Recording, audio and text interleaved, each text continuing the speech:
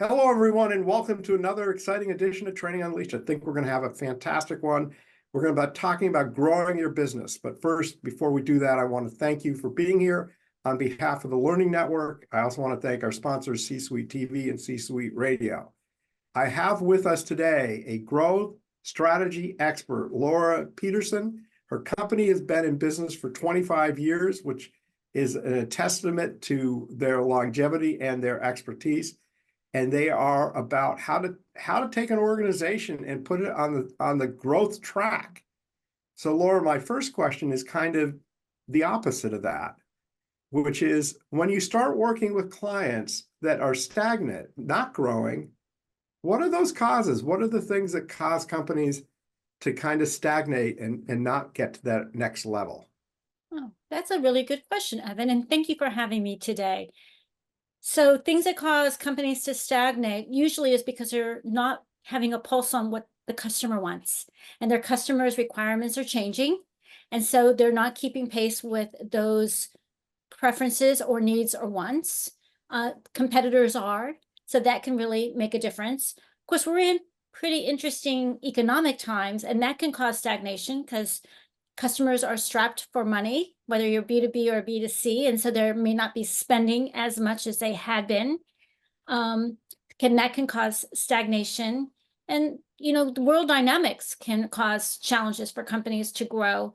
When the political environment is challenging, that can make people be careful or cautious. And that can cause times for people to not grow. And then something that might be near and dear to you is the people inside the company may not have all the skills they need in which to help the organization take that next step of growth. Yeah. And maybe add to this a mental block.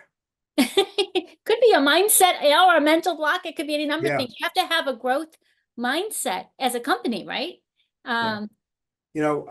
Sort of as a side note, I work with franchisors all the time where they have franchisees that don't want to grow because they don't want the extra work or the hassle. They're making enough money and it's a work-life balance. And I guess I'll just say this to the listeners. If you don't want your business to grow, you might as well say goodbye to the show now, because we're going to be focusing on the people that want to take their business to the next level. I know that everybody kind of gets that growth is a good thing for most businesses. But maybe just talk for a moment of why it's so important that companies have a growth mindset and what the risks are if you don't. Okay. So first of all, growth takes risk, right? You have to be willing to, one of my old mentors early on in my career, when I was having a conversation with him, his office was peppered with turtles, turtle statues, turtle pottery, turtle everything. And one day I just said to George, I said, George, I'm just really curious. What's the thing with turtles? And he said to me this question: how does a turtle get ahead? How does a turtle get ahead? It has to stick its neck out. I never forgot that. And that is like over almost 40 years ago. Okay. So just to give you context, I have never forgotten that. And a lot of businesses and the business leaders get cautious, right? They don't want to take a risk. They don't want to lose it all. They work so hard, and that can get in the way of, fear is our biggest reason that things don't happen. We get afraid, right? Me too. Yeah. Right. So I think that can be the biggest challenge for many organizations is oftentimes themselves, right? So if you don't grow, and there's a lot of quotes about, when you stop growing, it's over, right? Well, I have a saying: you're either green and growing or ripe and rotting.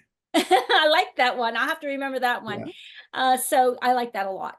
And so to your question, that is really important. Now, growth can be done in a variety of ways.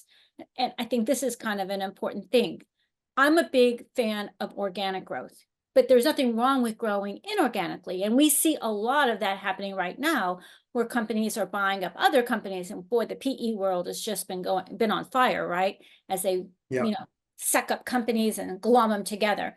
And that can be great. M&A can be great. But for me, I can tell when someone's really growing by whether or not they're growing organically, right? Because that shows that all pistons are firing, so to speak. Your engine is turning on, as opposed to you're just bringing things together and that's how you're getting the growth. So the question then becomes, is your engine turning on? And that means all the different parts of the company have to sort of be mobilized for growth and moving forward in the same direction to achieve the outcomes that the company says, if we achieve these outcomes, we will achieve success, whatever that might be. So let's just pretend for a moment that I'm running a company and we're flat. And our business hasn't really moved more than 2 or 3% positive or negative for 3 or 4 years. And you're going to come in and you're going to advise me, because part of what you do is advise companies. Mm-hmm. What's my first step? What would you recommend to me that I should be looking at to do? Not selling your services, but just like giving me free advice. What would you recommend? Well, here's some free advice. First, when you say, a lot of companies talk about revenue. I like to talk about customers. And today we're living the age of the customer. Customers in the driver's seat. It's why we have been talking about customer-centric growth for almost 25 years. So for my perspective would be, what's happening with your customers, right? Go take a look at your data and tell me, do you have all the same customers you've always had? Have you lost a whole bunch? Are the ones that you've had, are they growing? Are they in markets that are growing? If they're growing, but you're not seeing more share of wallet, what does that tell you about what you're doing with them? Are you in markets that are growing, but you're not seeing growth from new customers in those markets?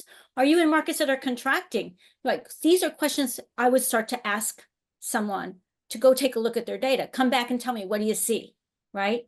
So if you're in a market that is not growing and you are losing customers, that's not a good sign. So then the question becomes, well, what should you do about that? What's your strategy to change that? If you're in a market, you come back to me and tell me, I'm in a market that's growing, but I'm not growing. Well, I would say, well, what might the reason for that be? So it would really depend on, once they look at that information and get an understanding of sort of the dynamics, right? Is the competitors growing, not growing? These are all the questions. Okay, so let's take those questions, and I'm going to come back to you, and I'm going to say, I'm in an industry that's stale. So the industry is not growing. I'm kind of maintaining my market share. I am losing about 20% of my customers every year, but I'm kind of getting 20% new, and they kind of wash. Well, it might be time to look for an adjacent market. Where else could you be doing business? What other markets could you be going in? Because if you're in a mature market, maybe coming up with more products for that market doesn't make sense. So you might want to make a move to a different market. So that might mean, what would be a potentially new market that would make sense, where customers might have some similar needs So to you the could ones sell that we serve something today. new to your current customers. Yeah, so let me give you an example of one of our customers. Maybe that'll help. That'd be awesome. They were selling internet services way back when. You can look this case study up on our website. This is public information that I'm sharing. Company's name is Tango Internet. And but way back when Wi-Fi was coming first out, they were offering Wi-Fi in coffee shops and other public places. And as you might remember, when that was first happening, and that's a long time ago, right? Today, that's just commonplace, but that just goes to show you how markets can quickly mature. They were just battling it out competitively, and they were not getting any traction. They were not seeing any growth. They'd gotten a few deals, but it just wasn't happening for them. And so we sat down with them to look at what might be an adjacent market where there would be an opportunity for growth. And we identified a market, and this is going to sound strange, which has been growing, and as a result, they grew astronomically, RV parks. People in RVs still want to have Wi-Fi capability. They're moving around all the time. So if the RV parks have the Wi-Fi and you can sell them that as part of your amenity, that's an income stream. right? So interesting customers that are mobile, just like people going to coffee shops that want to be able to connect and stay in touch, right? Lots of things in common, but very different market, as an example. Yeah, good example. Really good example. You know, the show's Training Unleashed. How important, once a strategy is developed, and let's ignore what the strategy is, how important is it to bring the training people and team into the process to make a transition successful when it comes to a growth strategy?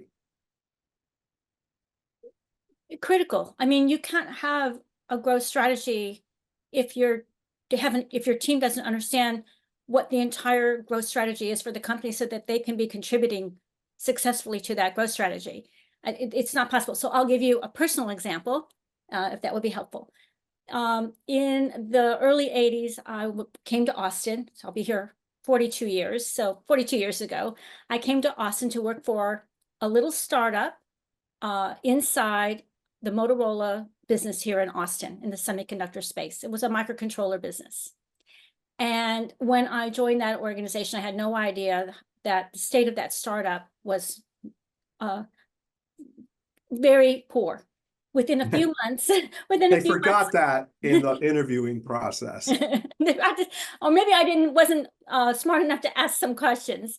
Anyway, within a few months, the guy who hired me left to go to another company, and somebody else in the organization was made the operation manager to run the operation, to run the business unit. We were a very small part. There were like 40 of us, okay? And basically he said, we are hemorrhaging out the gazoo. And if we don't find a way to make some money in about 6 months, we are not going to be here. Right? So he basically was saying, we all got to get on the same page and figure out how we're going to grow. Because not only are we not making money, we're losing money hand over fist. How are we going to grow? Our challenge was that we had product that customers wanted, but those customers were not going to be filling fabs for 3 years. We only had 6 months. We had to go think differently. And if we hadn't all worked together, we wouldn't have been able to take that hemorrhaging business to $1 billion business in 7 years. Wow. Right.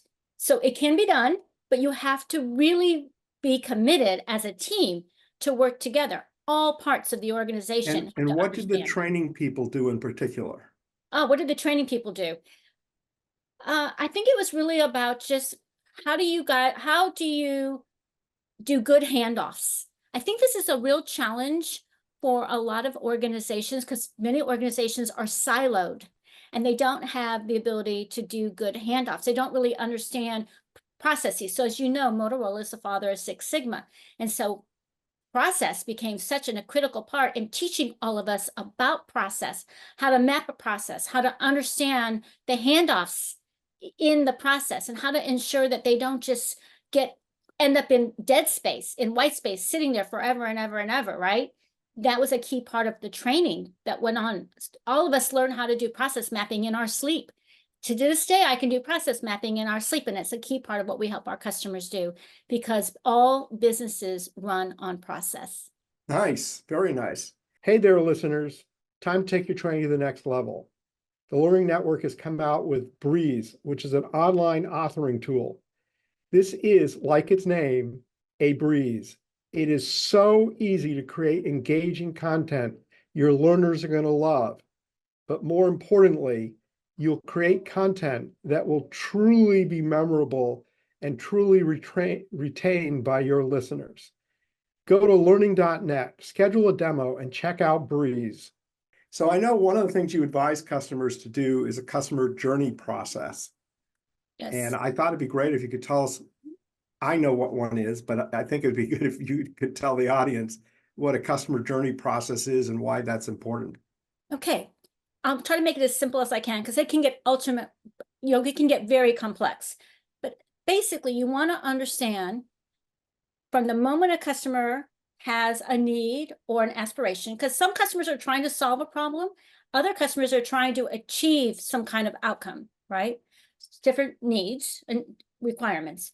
From the moment that thought crosses their mind, to the moment they actually make a purchase and become hopefully a member of your community that becomes an advocate for your business, a loyal customer that buys more from you, whatever, whether that's B2B or B2C, right? That whole journey, which is not linear, right? It's very much like a spaghetti, right? Yeah. Right? What are all of the steps they take? What is the touches they have with your company? In what channels do those touches occur? And what kind of information do they need in order to move forward in their journey? And the more that you can help them move forward in that journey, particularly in the B2B world where the buying journey is typically more complex and very consultative and has multiple people involved, the more you can help with that, then the more valuable you will become as a member of as a part of their journey. That's essentially the notion, right? So what are those touch points? What are those channels? What is the information that moves them forward in their journey? So I know, Laura, that one of the big things that you believe in is measurement.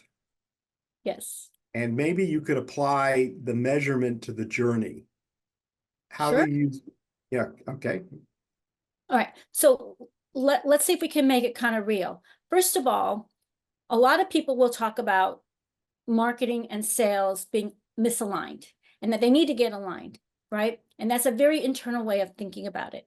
The way to organize a company is around the customer journey. So if you think it from that perspective, you're already beginning to think, what is the customer journey? How do our processes and teams need to be organized around that journey, right? So that's a key part to start, because then you can begin to establish measures. All right, so let's get clear. There are KPIs, like key performance indicators, that the company is trying to achieve. It might be market share. It might be customer lifetime value. It might be brand equity, right? It might be some form of category ownership in their space. Those would be things that they're saying, if we achieve these KPIs, we will achieve the kind of revenue, profit, and other financial success measures. Then the question becomes, what do we have to do in the customer journey to get the number of customers that we're going to need that will get us to that number? So this is why we talk about counting customers instead of counting revenue, right? Yeah. So start with that question. How many customers do we have to acquire for what products, in what markets, at what revenue point, right? And then backing up from that, as you work backwards in the journey, that will give you some idea of, well, how many contacts will you have to make in that market? How many connections will you have to establish? How many conversations will you need to have, right? And so those would be the kinds of things we would look at as measures. And what are the behaviors that would designate or indicate that you have got a contact, that you have a connection, that you have a conversation, that you've moved to consideration, that they're ready to consume. So we call those the C's of the customer journey. So all these points that you're measuring, you can actually attach a value to. Absolutely. Right? So I'm going to bring this around right now to everyone in here, because this is a show about Training Unleashed. The thesis of the show is do training right and you unleash growth in both sales and profitability. If your company does journey mapping and then does the statistical overlay, you can then look for the weak points, create training to improve those weak points, to improve sales and growth throughout the whole organization. And because you're measuring, you can actually see the impact. So if you're converting, let's say part of it, I'll just make this up, is, first time, introduction, maybe they're doing a demo or something, and you can change the conversion rate from a demo to a statement of work. And you can increase that from, let's say, a 30% demo to statement of work to a 50% demo to statement of work. You can actually apply a dollar amount and know your return. And I know in the world of training that one of the problems that we have is, how do we identify or measure? So one of the reasons I thought Laura would be a great guest on the show is because she's not just about these are the key things to do, but she's very, very tied into tracking and measurement and understanding. And so, what I think is cool about what Laura does is a lot of times you'll talk to marketing people, oh, we can help you grow your business, do this, but she's looking more holistically around. I'm assuming you're nodding your heads and people in the audience can't see you nodding your head, but this is what really makes the work you do very powerful, correct? Yes, and we have been in the space of performance measurement and management since the day we opened our doors, which will be 25 years. I mean, we are recognized as sort of pioneers, particularly in the marketing performance measurement and management space. And you're really spot on about people understanding that they need to be able to come to work every day and understand how their work is going to move the needle, and be able to do that in a way that they can measure. And I think, and so that's why we created Excellence, which is our software application that people can use for planning, because it's all about customer-centric, outcome-based, measurable growth. How do you establish direct line of sight from the stuff that people do, the activities they do every day, and the money that's being spent to the results the company's trying to achieve? And that's where I think a lot of people really struggle when they put together, whether it's their sales plan, their marketing plan, their product plan, all the different functions in an organization that are tied to those results. And they make a plan and they have a set of objectives. Those objectives may or may not be measurable, right? Most people are getting better at making the objectives measurable. But then when they get down to the programs and the activities, right, and the tactics, that's where the measures fall apart. And that's why they struggle to be able to connect the work that they're doing to the result. And so if you can think of that logic chain from the top to the bottom, and then bottom to the top again, right? So up and down the chain, you can be more successful at connecting measures and work to results. So I think you've done a nice job. I want to now talk for a moment about keynote speaking. Okay. Because I know it seems like a way off kind of thing, but here's the thing. When you embrace change, you need to inspire people, right? And part of inspiring people is sometimes bringing in an expert who can deliver a message. So could you just share sort of what you do, what kind of keynotes you do, and how that helps organizations? I'd be happy to. So the keynote that most companies want to bring to their organization, or most associations want to bring to their events, is around 4 game changers for every stage of growth. Now, remember, we're talking to people that are in business. This is not about, it's not Tony Robbins. It's not that. Thank you. And I love Tony. And Me too. I say that like I know him, but I've been to a lot of his events. Yes, exactly. Thank you for that. So 4 game changers is basically around, it doesn't matter what you're just starting out and you're an early stage company, or you're a PE company, or you're a large global company, does not matter where you are in your growth or what kind of company you are. Today, the customer is in the driver's seat, and you have to take a customer-centric approach to growth, right? The digital world has made it that the customer is in the driver's seat, so that's not going away. And that in the 4 game changers, we talk about, what does a customer-centric company look like? How does it operate?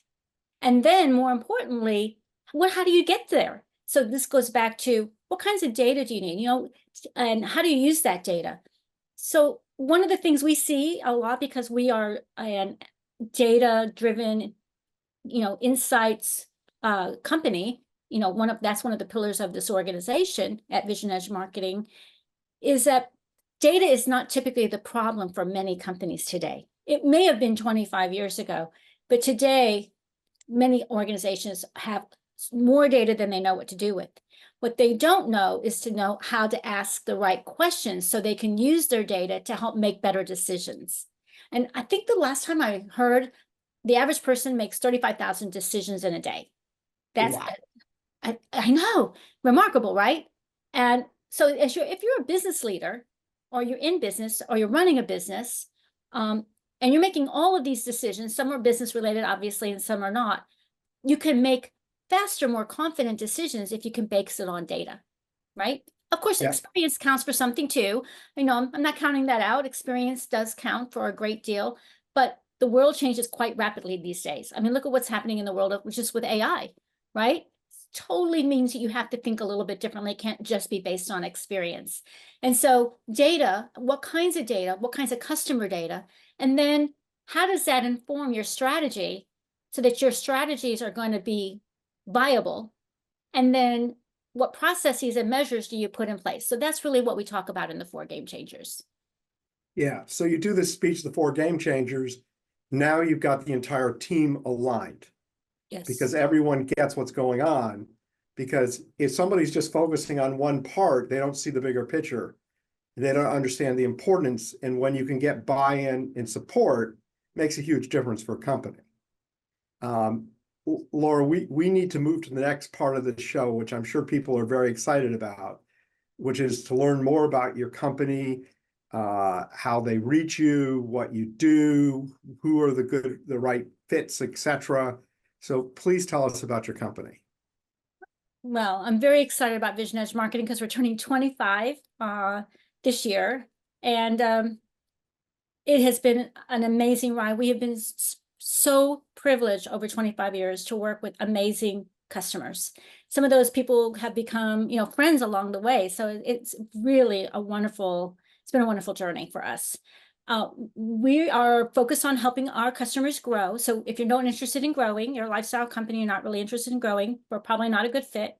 Most of our customers are B2B, and that is that they have a complex consultative customer journey.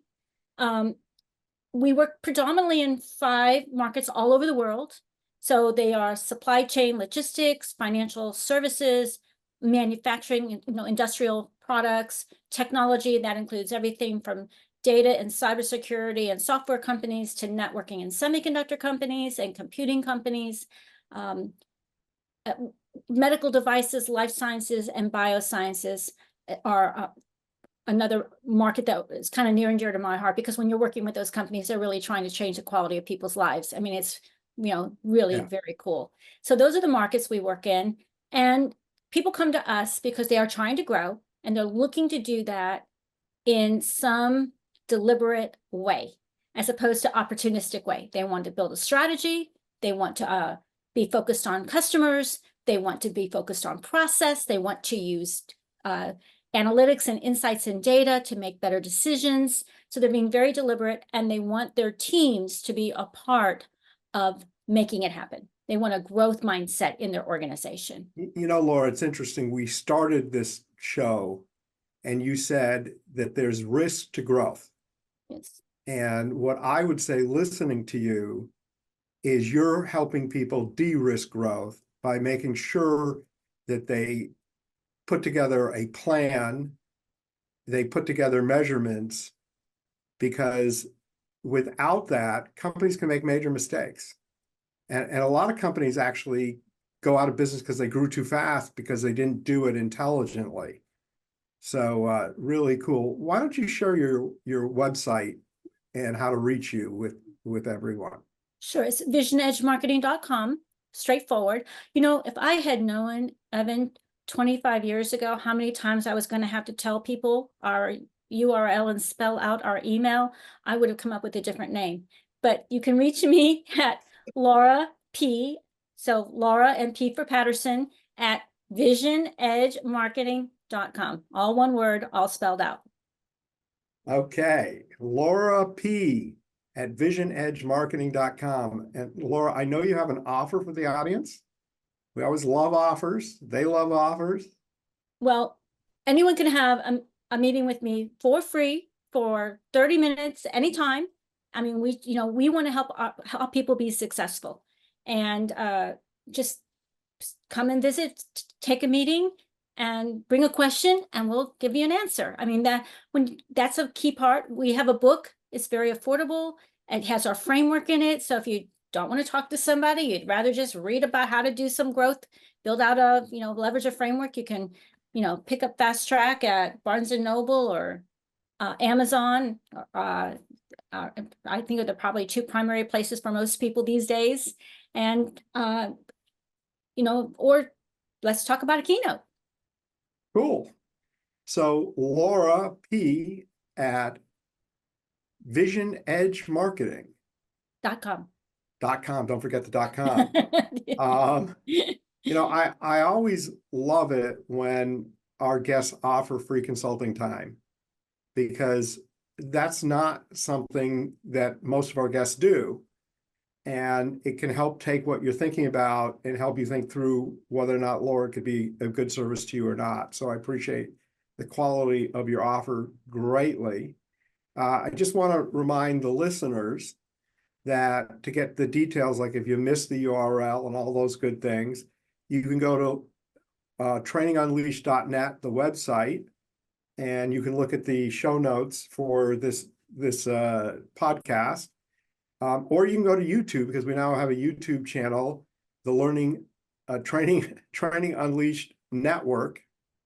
And you can find the show notes there also. Laura, we always end the show with one tip. If you had one tip to share with the audience, what would that one tip be? I think the one tip I would recommend is, whatever you're trying to make a decision, try to put the customer into the conversation or into the discussion. I think a lot of companies can be very internally oriented. It's easy to do. And we often forget that we are here to serve. As Drucker said, the purpose of business is to create a customer. Evan, time is the most precious asset we all have. It's limited, it's finite. And I just want to let you know how much I appreciate yours and the opportunity to be here. Thank you. Thank you very much. And on that note, I want, on behalf of the Learning Network, thank all of our listeners and people watching us on C-Suite TV and on the YouTube channel, how much we appreciate you. Without you, we wouldn't have a show, and the show's doing really well. It's because there are people like you listening. So I deeply appreciate you. I also want to thank my sponsors, C-Suite TV and C-Suite Radio. And of course, thank the Learning Network, which hosts the show.